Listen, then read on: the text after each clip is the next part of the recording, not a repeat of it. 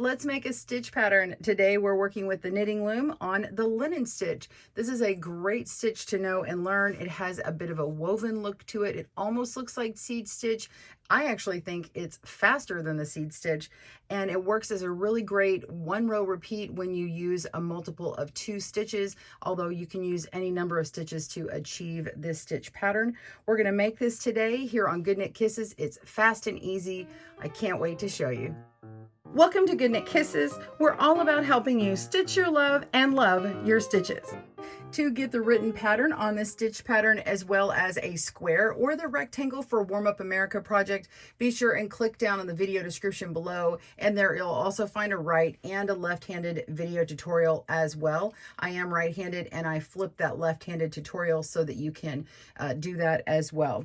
You'll also find the information for the loom and the yarn I've used today, but just know that you can use any loom you prefer and an appropriate weight yarn to make the linen stitch. All right, let's dive into your cast on and the information you need. First, you're going to want to cast on with an even number of stitches, so multiple of 2. You can do an odd number, but the multiple of 2 is great because you only need a 1 row repeat when you work with an even number of stitches. Do whatever cast on that you like. The one that I used on this one is I actually started my slip knot on this side over here. I E-wrapped all my stitches all the way around, and then I came back and just did a flat knit all the way across.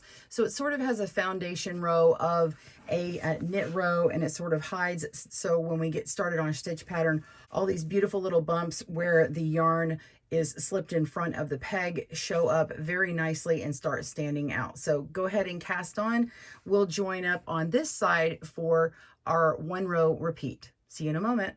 All right, so I've already cast on and worked this 1 row repeat to this point, but you can be right at the beginning of your cast on. It doesn't matter. It is just literally a 1 row repeat.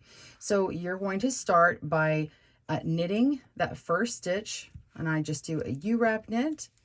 And then we want to slip with the yarn in front of the peg. Now, typically you can take your loop here and you remove your stitch and then put your yarn to the back and slip the yarn in front of the peg like that, and then move on to the next stitch. But the easiest way is a little quick hack. Kimberly Carrington came up with this several years ago, and I just love it. So first you're going to knit a stitch. So this is in multiples of 2. The first stitch is knit. The next one is slip with the yarn in front of the peg. So now we're going to repeat this. Knit 1, and then we're going to slip with the yarn in the front of the peg.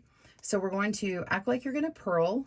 Okay, so placing your yarn below your peg and pull up a loop, and then just put the loop to the back and pull on your working yarn. And it neatly tucks that yarn in the back. You didn't have to remove the stitch at all. It's like magic, right? Did I just blow your mind? It blew my mind the first time. Let's do it again. We're going to knit 1 stitch and then slip with the yarn in front of the peg. Place the yarn below our stitch on the peg, scoop up like you're making a purl stitch, put that loop in the back, and then pull on your working yarn, and it just pops back there. So you continue doing that same thing all the way down to the end.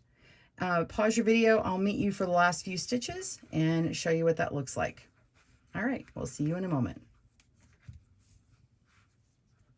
Okay, we're on our last couple of stitches. We're still going to knit 1, and then the last stitch is slip with the yarn in front of the peg. So you're going to do the exact same thing and put that yarn to the back, and you just pull on it, and you're ready to begin your second row. And it's just a repeat of the first row. So work in the opposite direction, and you're going to knit 1,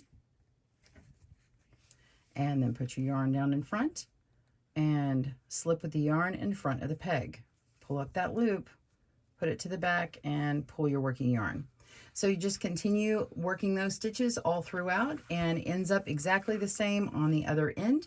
You just continue knitting that 1 stitch until you get the desired length, and then bind off in a basic bind off, and you are done. Well, here is the linen stitch in a square. I hope you enjoyed making these.